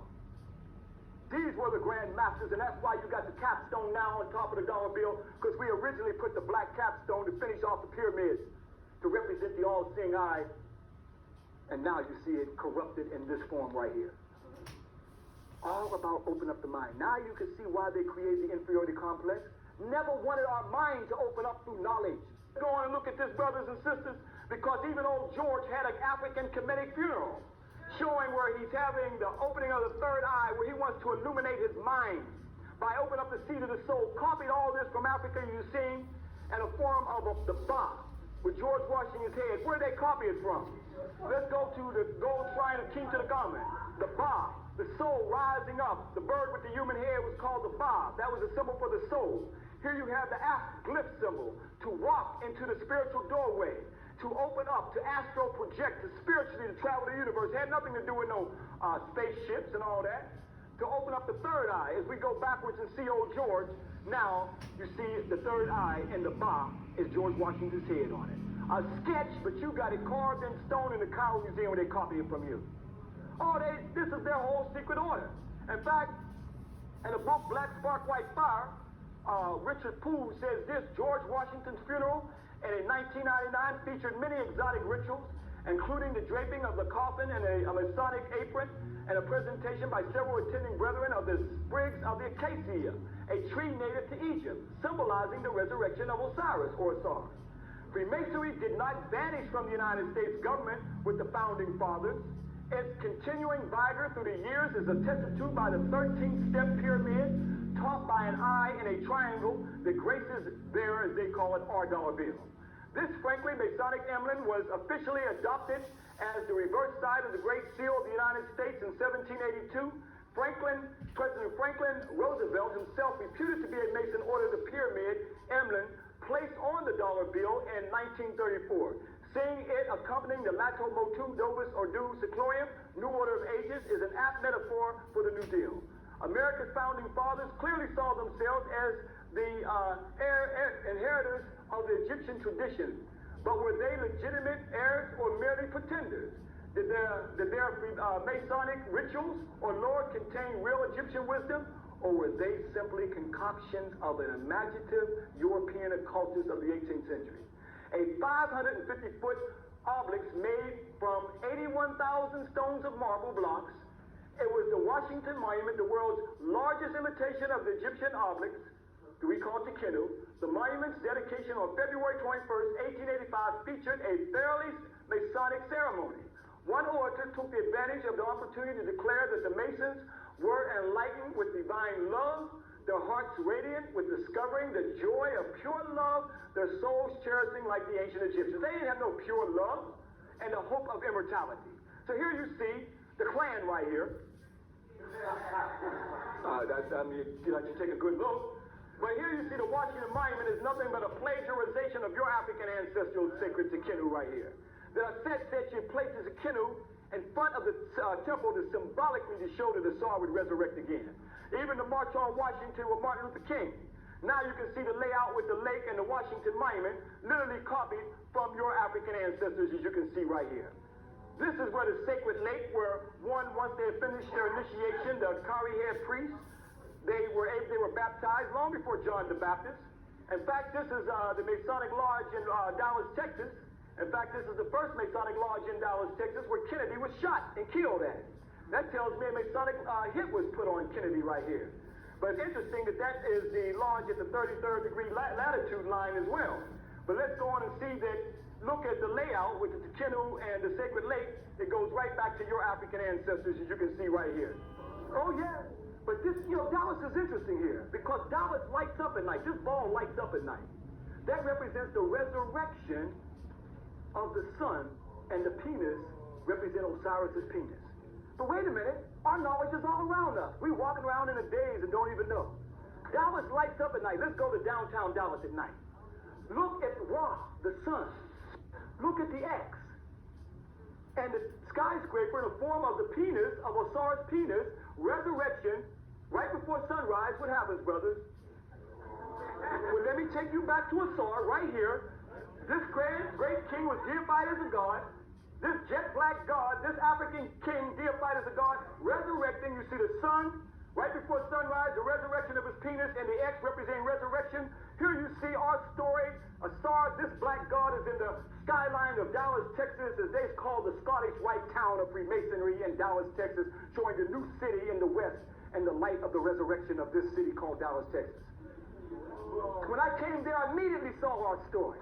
Ancestors said, look at this. Take this picture and show our people too.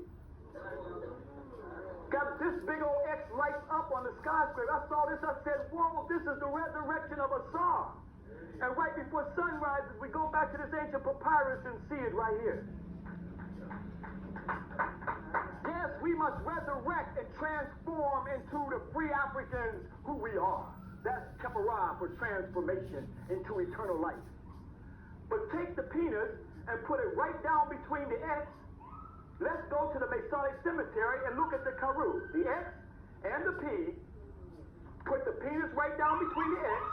This is how they came up with the Karu that's in the Freemasonry cemetery. Even put the obelisks here, the Kinus, to represent Osiris' penis for resurrection. All this, that's why somebody knows something about us that they don't want us to know about ourselves. As you can see, a closer view of the Karu, the monogram for Christ, that is the resurrection. The Christ was the spirit in all of us that Rome corrupted, that I hope to come back in the fall to deal with the African origin of Christianity. They just put a white face in front of the Christ that we all have in us to rise up our divine spirit. That was taught in the city of Waset. If it should. Let's go even further. We're even in the morals and dogmas. This is the Bible of Freemasonry written by Albert Pike, Supreme Council of the 33rd degree of the ancient and accepted Scottish Rite of Freemasonry.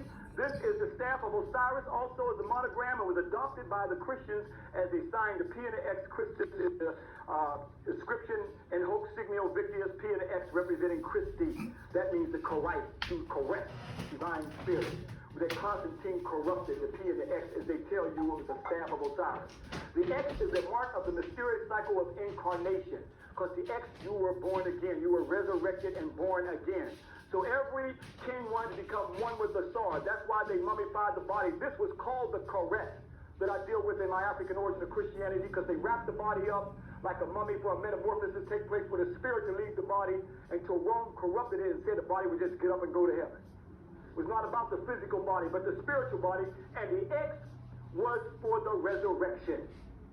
Now you go and see that in the Freemasonry Encyclopedia, they'll tell you the X, the St. Andrew's Cross, is also a jewel of the 29th degree of the ancient and accepted Scottish Rite, called the Scottish Knight of the St. Andrew's Cross. This is no St. Andrew's Cross of the 29th degree. This is a Osiris X for a resurrection that you see right here. But where do you find that X at now?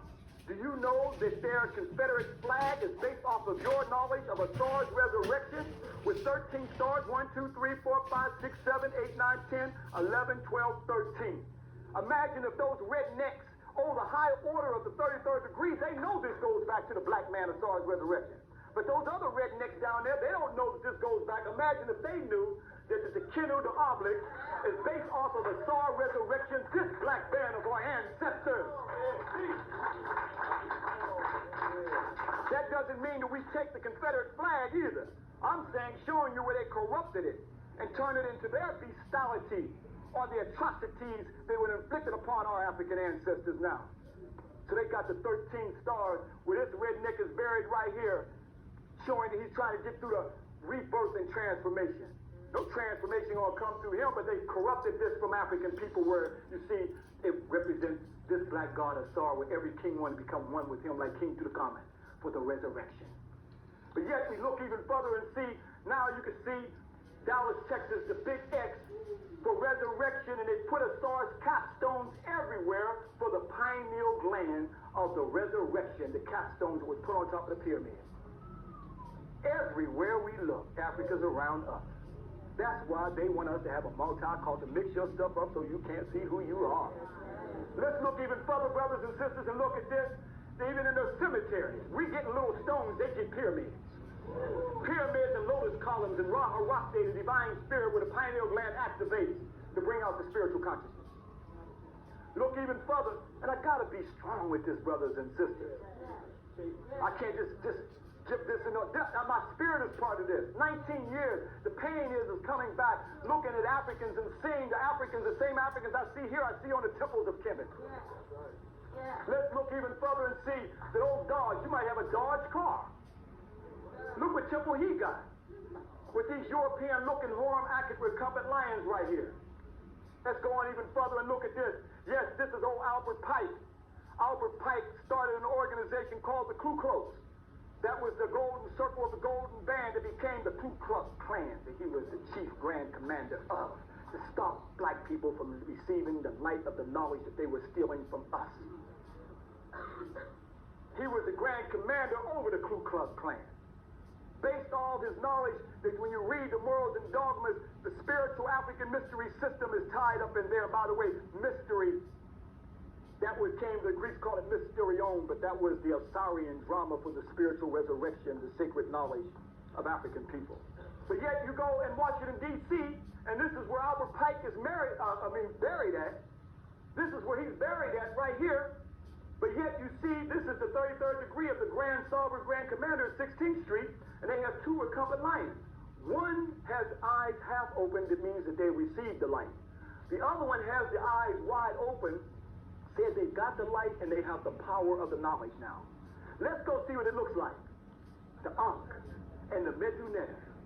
And veil of secrecy that it would never get out. That's why you see the veil over it, the fear that it might get out. So the second one represents the power of the knowledge, your African knowledge, locked up in the Western world of Freemasonry. I don't want to hear about that black stuff. Y'all talking about that black stuff, but it's that black African stuff they have, brothers and sisters, and the veil of their secrecy right here. I got to be strong with this. Our people are dying every day for the lack of knowledge of who we are. Let's look even further. But yet the black Secret Service, but yet you know the Secret Servicemen come back here to guard George Bush and Clinton. They need to guard their own African ancestral secrets. That's what they need to be guarding. And most of them are Masons, Negro Masons, who don't know where the secret is, his African ancestral knowledge. This is where George Bush, the Trilateral Commission, where they came back to the big party right here in Kemet. They didn't go to France. They didn't go to Greece. They didn't go to Rome. They didn't go to Jerusalem. They didn't go to England. They didn't go to Mount Rushmore. They came back to Africa to celebrate the so-called new millennium. Giving homage to Africa, but yet Negro Masons going to Mount Moriah, where you can't see no temple at all. But yet time, February 3rd, 1992, essay, Robert Hughes. The Afrocentrist claim can be summarized quite easily. It says the history of the cultural relationships between Africa and Europe is false. A prop for its fiction of white European supremacy. That's right. Palo historians agree that intelligent human life began in the Rift Valley of Africa. Afrocentrists go further. The Africa was the cultural father of us all, of everything I've been dealing with. European culture derived from Egypt. Egypt is part of Africa, linked to the heart by the artery of the Nile. Egyptian civilization begins in sub-Saharan Africa and Ethiopian Sudan and even in the Great Lakes region that I went into. He sums it up with this. No plausible evidence exists for these claims of Egyptian negritude. They know they don't want us dealing with this. No possible evidence. Then Arnold Toynbee, historian, says, when we classify mankind by color, the only one of our primary races which has not made a creative contribution to any one of our 21 civilizations is the black race. This is in time, February 3rd, 1992. No possible evidence, no claims of Egyptian negritude. Well, how about this African right here? Sahori, who was on the stolen legacy of Dr. George James' book when it first came out, who brought to the world's first navy. This Grand Master over 4,000 years ago in the 5th dynastic period. Nose and lips intact. How about this African Grand Master, Pepe II? Brother Douglas has been named and raised to Pepe II. He's in the African thought group. The brother's name is now Pepe II. That's what you got to call him, because he looks just like Pepe II. When I showed him the book yesterday, he even said, whoa. See over here. And he is the one that said that heaven was between the legs of the goddess Nut, that Dr. Ben rephrased it and said, heaven is between the legs of the African woman. Where do we all come from? Right there in that micro universe. This African right here, Mentuhotep, 11th dynastic period. He was a Simatawi. This black man. As I said, we have thin nose, wide nose, thick lips, and thin lips. No one prototype that defines an African facial characteristic. But he also had to fight the sand dwellers who were coming in during this time over 4,000 years ago. He was a Wasetian that came up from the south. We always came up from the south. South Chicago, South Central LA, South Philly, South Kemet, Tasseti, 26,000 years, always from the south. We might be on the south side of Oakland. I don't know where we are right now, but we might be there right now. This African right here, Amenemhet, these are the grand masters they don't want you to know about. No plausible evidence exists. 12th dynastic period of Amenemhet, 1997 BC. Last time there was a 1997 prior to the one in the AD was this time period. This is where we were at. This African right here, where he brought to the world Amen, where we still worship Amen at the end of our prayers, that he has Amen in the beginning of his name, Amenemhet the first. How about this African right here, Sinroret, who set up the kingdom of Athens, even took an army to the southern part of Russia called Black Georgia today, that Martin Brunel, the European, in his book Black Athenia talks about. But they even came down on him for giving the black evidence to it. In fact, we see another African in the 12th dynastic period. It's his capstone that you've been looking at that got Orion on it, that I showed you in the Cairo Museum. He is the one also who had to fight the sand dwellers, and it's after this period that a full-scale invasion came into Kemet. This is Nema-At-Ra, Amenemhet III. This Wasetian, his nose had been slashed out as well. It was the Hyksos who came in and enslaved the Kemetic people for 200 years that Josephus talks about, who came in, Josephus, who lived around 32 to 100 AD. Said that these people came in and enslaved us, that I deal with in my lecture, African History versus Biblical Myths, extensively. Until the second Enrei-Tao II came up from the south, from Aset, and lost his life on the battlefield. Until his son, Ahmose I, opened up the 18th dynasty called the Golden Age and expelled these people out of our land. This is the only exodus that ever took place where they took from this African, Ahmose, a real person, and made a Moses. And I document that as thoroughly as I document this. Look, in fact, we go even further to see, I had to go all the way to England to take this picture, this grand, serious soldier, warrior, Men-Kemeratu, who he made. He had 17 battles and won them all. He kicked butt. He wanted to make sure those Hyksos weren't going to come back into our land. When I was in England, some white woman was standing there and said, all the Egyptians are white. I ran up there and measured the lips. I said, one of y'all come up here and have a lip measurement going on here. So I had to go all the way to England to take this Grand Master. But yet this Grand Master, Amenhotep, the son of Hapu. But yet, we still talking about Hiram Abib. How about Amenhotep, the son of Hapu? A Grand Master also long before some Hiram Abib. He also built for his Grand Master King, Amenhotep III. In fact, he built these columns on Ibn Wasut, called Kart Luxor today. These massive lotus columns here. But when the old Romans came in, they didn't know how to build on the Grand Master level. That's why you see these little toothpick columns right here. They weren't on these Grand Master lotus columns built right here. But yet we go on to see right here, Amenhotep III, as we see him right here, he's called our dazzling sun. I mean, in Kemet magazine, they said, well, the reason the lips look like this is because they wanted a more stylized version. I mean, these are psychopathic racists trying to preserve white supremacy. But we're putting a serious crack in it for it to fall down. Let's go on now. We look at even further, another Grand Master. Amenemhet, Ra, Mr. Murray Almond that I've been saying. In fact, for the first time in history, he builds a temple for his queen. That's Nefertari II of the 19th dynasty, until Taj Mahal did the same thing. But he was the first to do it. This was the Grand Master that built an Abu symbol, the Temple of Eternity. As I'll break his middle letter name down. Ursa, Ma'at Ra, Septepen Ra, Rametsu Murray Almond. Don't that sound good? I know you haven't heard it in a long time. Let's translate it. Ursa, the power of truth, justice, and righteousness under God. Septepen Ra means chosen by God. They took chosen by God right out of Septepen Ra's name. This is where God's chosen children came from. We are the first people who were chosen to walk the face of the earth first. We say, oh, that's God's chosen children. We can't talk about them now. God get mad at us. Rametsu, loved by Ra. Murray, amen. He was loved by Amen. This is the Grand Master during his time, brothers and sisters, in the Shanu of his royal name. Let's look even further and see that this Grand Master Taharqa, he also was a Grand Master who had to come up from the south to free Kemet from the barbarians. He was a Simatawi. And then the first one to open up the 25th dynasty was Kashara. Then it went into Paanki and Shabaka, and then we also see Taharqa. These were the great Tanihisians that go all the way back. In fact, they are the mothers of dynastic Egypt.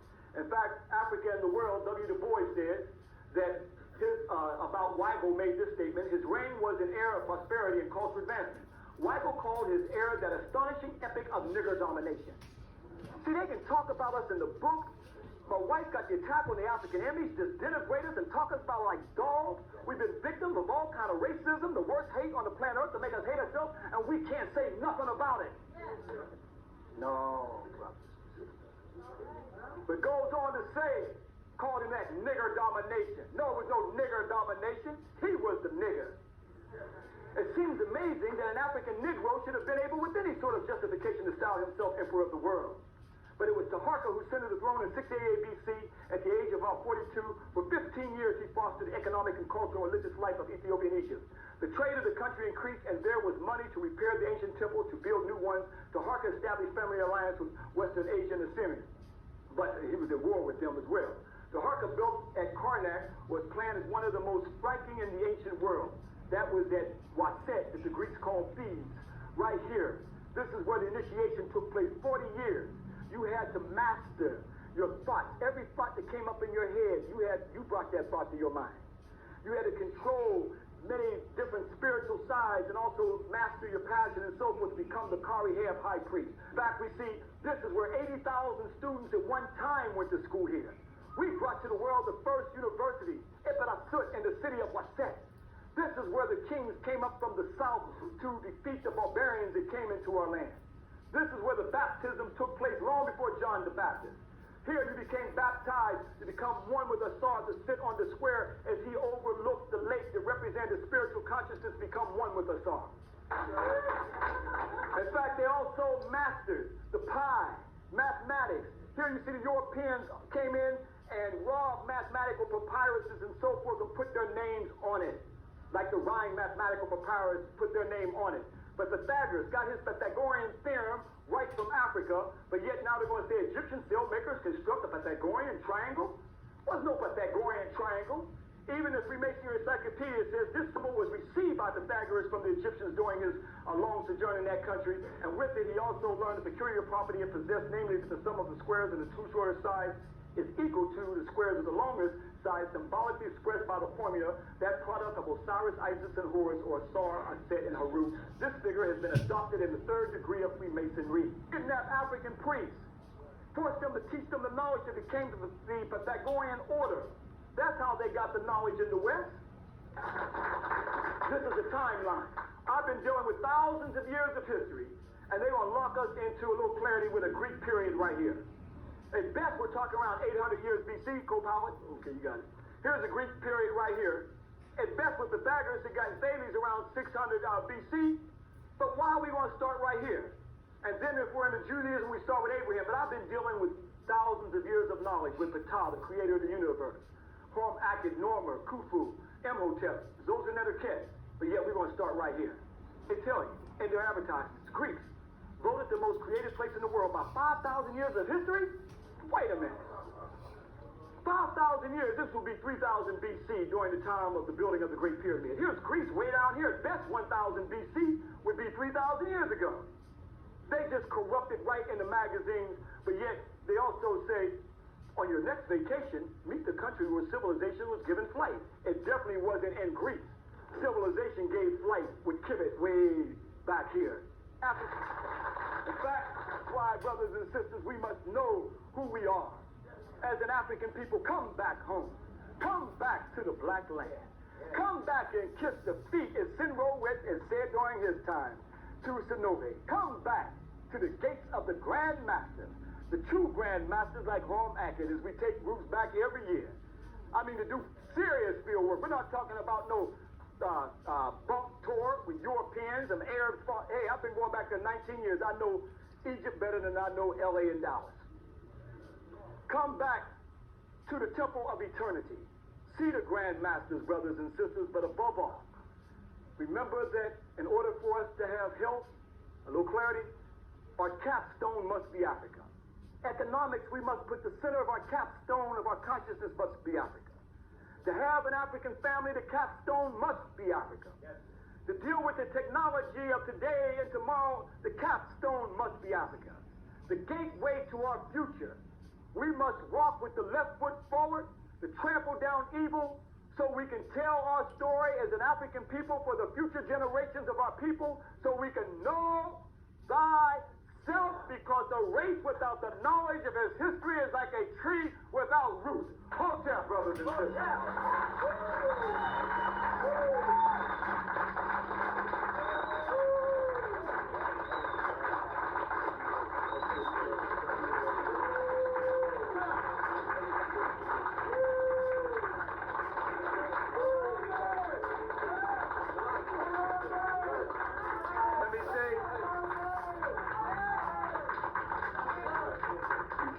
Let me say to the brothers, just give another big hand to the African Thought Group who made this possible. Give another big hand to Rose Church. It has the spirit of liberation to open up the doors and tell our story from an African-centered point of view. My tongue is free. I do not work for white folks.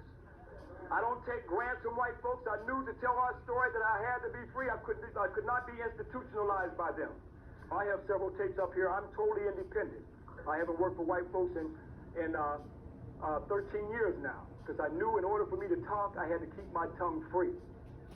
Protest, peace, brothers and sisters. We hope you've enjoyed this tape produced by ASHRA KWESI of Kemet New Productions. Thank you for your purchase and support.